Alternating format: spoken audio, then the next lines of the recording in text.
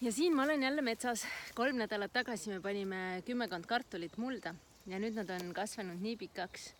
Ma olen käinud ainult vahepeal 1 korra vaatamas ja mu laps ka. Tema istub viimasel ajal kännu otsas sellepärast, et seal on turvalisem ja vähem sipelgaid. Aga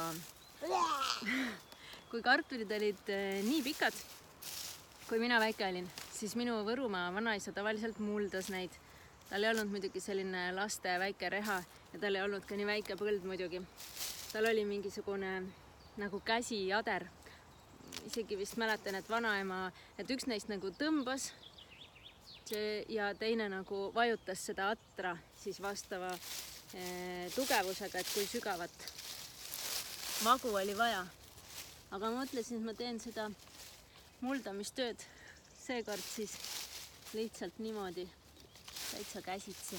Tõstan oma multsikest edasi ja proovin seda magu nagu kõrgemaks saada, et kartulid saaksid teha oma juurekesi siia ja muidugi siis oleme ka huvitatud viljakestest. Ja tuleb välja, et siin on täitsa päikseline, mida kartulid just soovivadki. Head kasvamist neile, on ju!